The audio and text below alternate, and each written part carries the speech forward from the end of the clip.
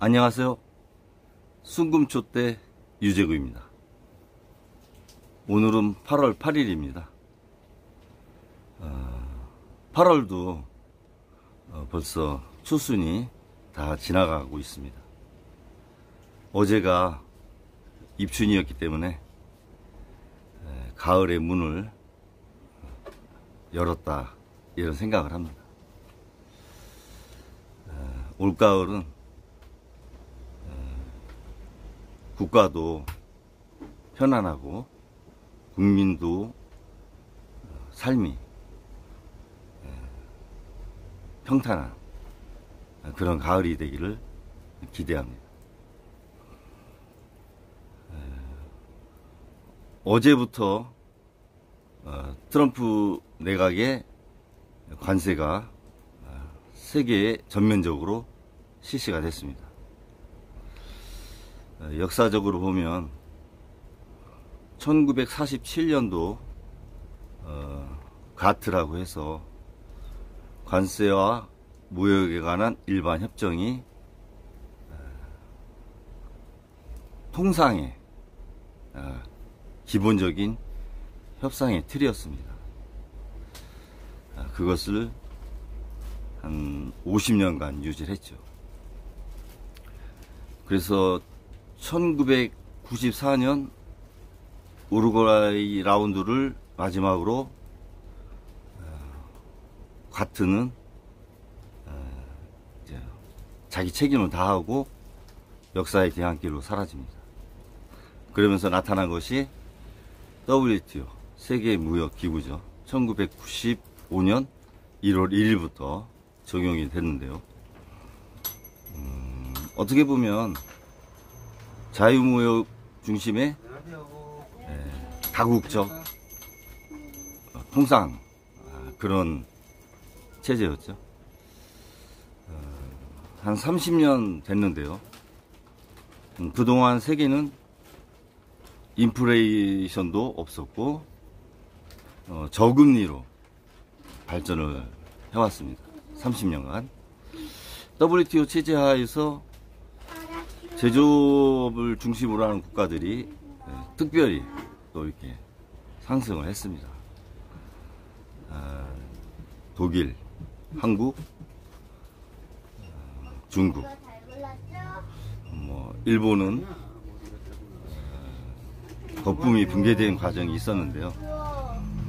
그래도 아직은 제조 강국으로서의 소부장은 갖고 있다, 이런 생각이 듭니다. 그리고 AI 산업에 새로운 선두주자가 되려고 노력을 하고 있고, 베트남이나 인도 이런 국가들이, 멕시코, 세계화 과정에서 제조업을 중심으로 중진국으로 올라오고 있는 상황입니다. 이제 어제 8월 7일부터 관세가 미국 관보에 게재된 대로 적용이 되기 때문에 이제 WTO도 역사의 뒤안길로 사라졌습니다. 트럼프 대통령이 EU하고 관세 협상을 한 곳이 스코틀랜드 텐베리라고 하는 곳인데요.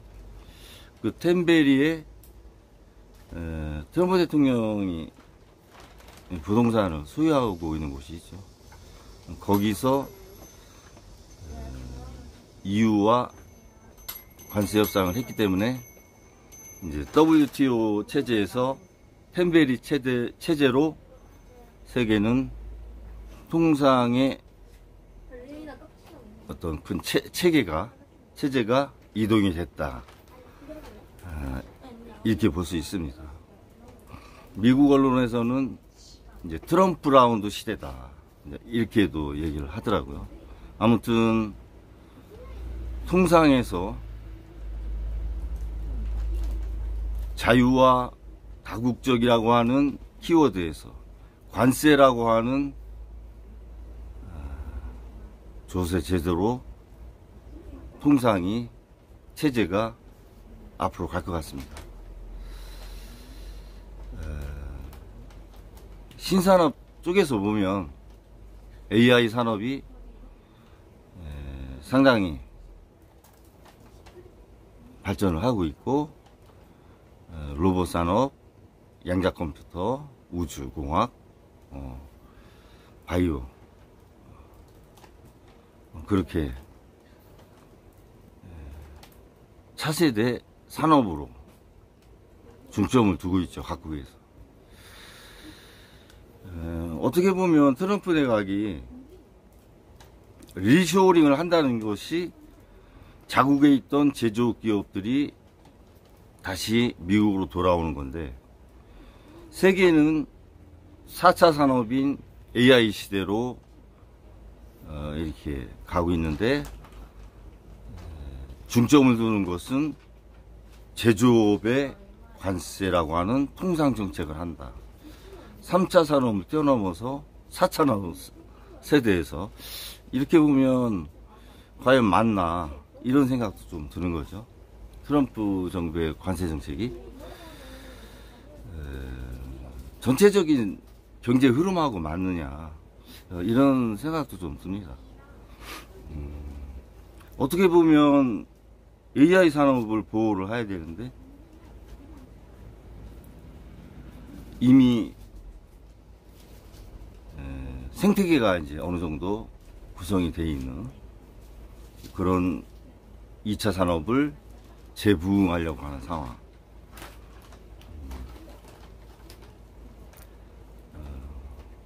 트럼프를 움직이는 보이지 않는 큰 세력이 있겠죠. 화폐의 이전과 맞물려서 생각을 해봐야 될 것 같습니다. 이 부분은 딥스테이트 부분이 거론이 안 되고는 해석하기 좀 어려운 부분이 있어요. 굉장히 큰 매크로적인 분야라 기회가 되면 다음 시간에 한번 다루기로 하고요. 아무튼 세계의 통상 질서가 가트에서 WTO에서 트럼프 라운드로 템베리 체제로 바뀌었다. 어제 날짜로. 그런 부분에 이제 인식을 해야죠. 저희 같은 이런 구멍가게도 그런 걸 알아야 가격이 왜 이렇게 변했는지, 손님들의 소비 행태가 어떻게 변할지, 이제 그런 것들이 이제 나타나겠죠. 어제 그 오픈 AI가 챗 GPT 5 출시했죠. 챗 GPT 1을 출시한 게 2022년도 1월 1일이죠. 32개월 전인데 벌써 5까지 왔어요. 이것은 LLM이죠. 학습 영역. 추론 영역은 챗GPT 01에서 03까지 와 있는 상황이죠. 그런데 어제 발표한 챗GPT 5가 시장의 기대에 이렇게 미치지 못하는 그런 버전으로 평가를 받는 것 같습니다. 그래서 전체적인 주식시장에는 호재로 작용하기는 좀 어렵지 않을까, 그렇게 생각이 좀 듭니다. 전반적인 평가가 기대에 못 미치고 있다, 이런 평가가 나오기 때문에 오늘 저녁 밤에 이제 미국 증시가 개장이 되면 반응이 나오겠죠. 오히려 구글의 제미나이 3가 챗GPT보다 좀 앞서 있는 거 아니냐, 평가를 더 높게 받고 있어요. 챗GPT보다 구글의 제미나이가. 챗GPT 샘 알트만 대표가 있지만 대주주는 빌 게이츠 아니에요. 마이크로소프트가 지분의 50%인가 51% 갖고 있죠. 구글의 AI 상황 잘 지켜볼 필요가 있다. 그리고 메타가 그 주식 하방성이 굉장히 강하죠. 떨어질 때 잘 안 떨어지고 상승장에서도 무겁지만 잘 가죠. 메타 같은 경우는 광고 수익이 95% 정도 돼요. 그러니까 사용자들이 지속적으로 사용하다 보니까 그런 부분도 있는 것 같습니다. AI에 대한 준비도 일정 부분 이렇게 진척이 돼 가고 있고, 우리나라 한국에서 유명 기업이 올해 하나 나왔죠. 퓨리오사. 메타가 1조 원 넘게 인수하려고 한 퓨리오사가 유니콘 기업이 됐어요. 10년 안에 1조 원 이상을 매출하면 1년에 유니콘 기업이 되는 거 아니에요. 퓨리오사가 우리나라에 24번째로 됐나요? 이제 유니콘 기업이 24개가 됐어요, 우리나라. 올해 한 3, 4개 나와야 되는데, 정치적으로 좀 혼란기도 있었고 해서, 유니콘 기업이 이게 잘 나오지 않은 것 같아요. 그게 국력입니다. 정부나 경제계에서는 좀 경계심을 갖고 상황을 지켜봐야 된다. 이런 생각이 듭니다. 전쟁을 하고 있던 이스라엘도 보통 2~3개씩 나오는데, 그런 거에 비교하면 미래를 준비하는데 투자가 너무 안 돼 있었던 거 아니냐. 지원이나 정책, 제도 이런 것들이 점검을 해볼 필요가 있다. 이런 생각이 듭니다.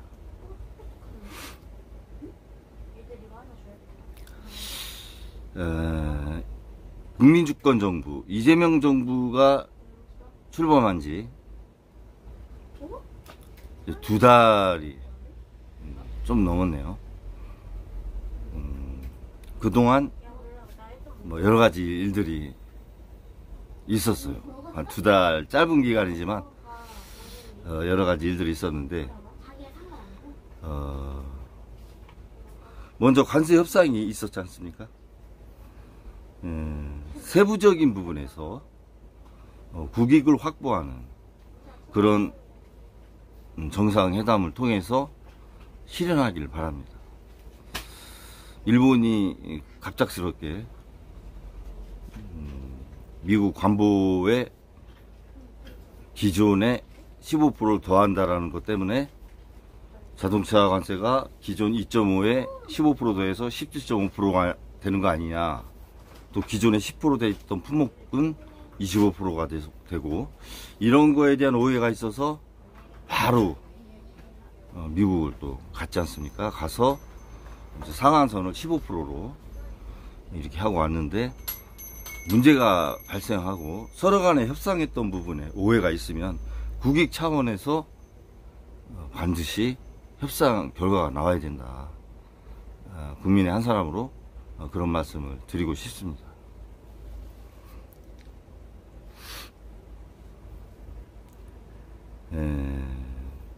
내각이 구성이 됐죠. 인사청문회 하고 총리도 지명이 됐고,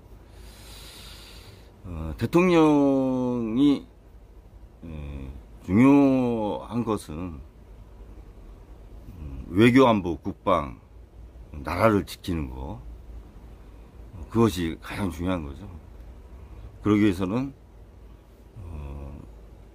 이재명 대통령을 보는 외국의 시각, 시선, 이런 것들이 중요합니다. 그래서 대통령의 리더십이 외국에서 좋은 평가를 받을 때 그것이 국력이 되고 국가 브랜드에 영향을 준다. 지난 동영상에서도 제가 말씀드렸지만 윤석열 정권 출범 전에 대한민국 국가 브랜드가 화폐 가치로 6,200조였는데 저는 개인적으로 그런 말씀 드렸는데 하루에 3조씩 3,000조를 이렇게 감소시켰다 이렇게 이제 봐집니다. 그래서 한 3,100조 절반밖에 안 남은 상태다. 이제 저는 그렇게 생각하는 겁니다. 이 부분을 다시 이제 올려 세워야 되죠.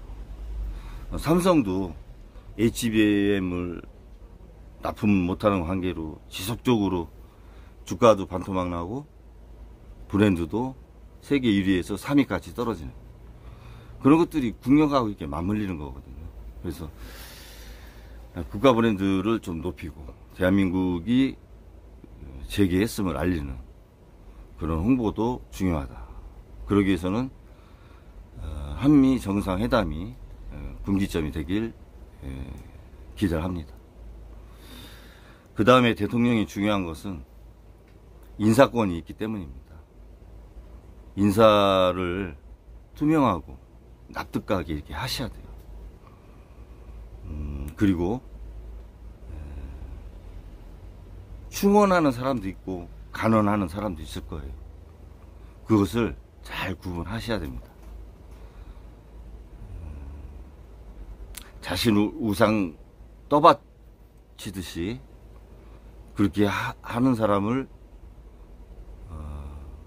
보여지기에 발령을 한다든가 국민으로서 납득하지 않는 그런 말을 한 사람을 등용한다든가 그러면 국민들이 상당히 우려를 많이 하는 거죠. 그래서 인사 부분에 좀 엄하게 해야 된다 이런 생각 들고요. 또 예산입니다. 물론 예산은 국회에서 비준을 받아야 되지만 예산도 투명하게 하고 국민들이 허리띠를 졸라매기 때문에 대통령실부터 허리띠를 졸라매고 행정부도 허리띠를 졸라매는 모습을 보여줘야 국민들이 납득하고 정책에 또 따라가지 않겠습니까? 그런 정부를 기대한 거 아니에요? 해외 순방하면서 예비비 다 써서 해외 순방 예산을 다 써서 예비비로 다시 충당해서 해외 순방을 또 하는 뭐 이렇게까지 했지 않습니까? 그런 것들을 국민들이 어려운 시기에 이해하기 어려웠던 부분 아닙니까? 이재명 정부는 인사와 예산 부분에서 투명하고 납득가는 솔선수범하는 그런 모습을 보여주길 기대를 합니다. 특별히 통상의 세계 흐름이 바뀌었지 않습니까? WTO가 저물고 이제는 트럼프 라운드, 템베리 체제로 왔습니다. 관세를 중점으로. 그러면 전체적인 정치 구도나 경제 부분, 통상 부분, 또 국내의 실물 경제, 자본시장 거기에 맞게 체제를 정비를 해야겠죠. 준비도 해야 되고 특히 기업의 지배구조에 대한 건전한 확립 차원에서 일정 부분 증세 범위를 조정을 했다라든가 아니면 자본시장의 선진화를 위해서 했다라든가 아니면 세수가 부족합니다. 올해 673억 4천만 원이라고 하는 673조 4천억이라고 하는 예산이 2.2%를 성장했을 때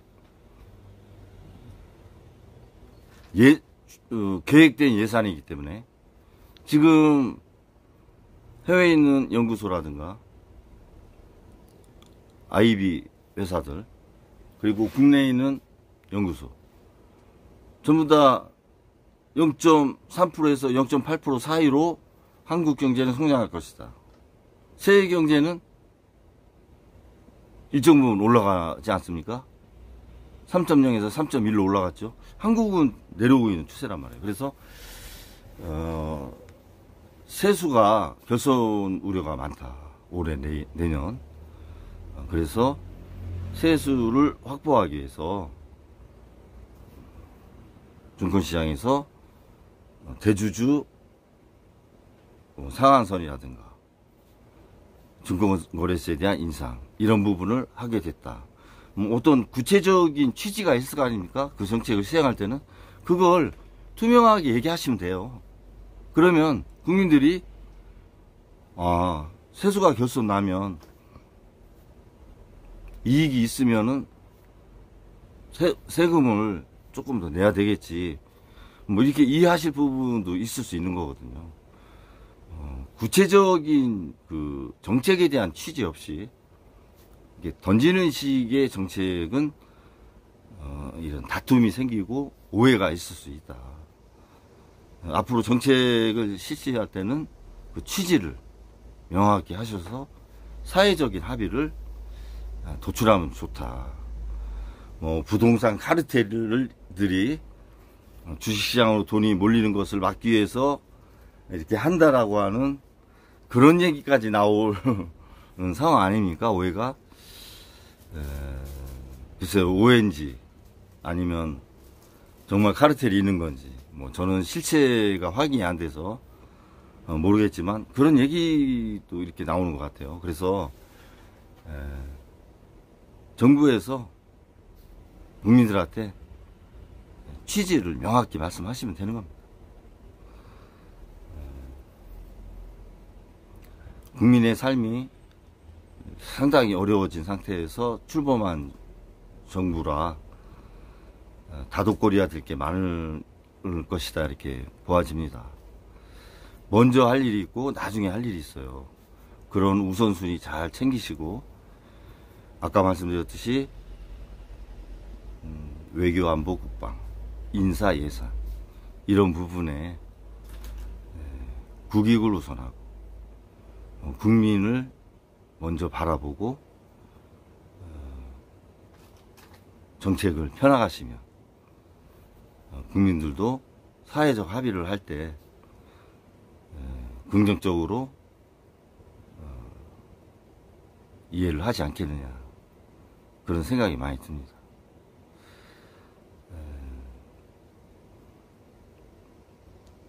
저는 소상공인이죠. 사실 버티고 있는 상황입니다. 이런 시간이 경제가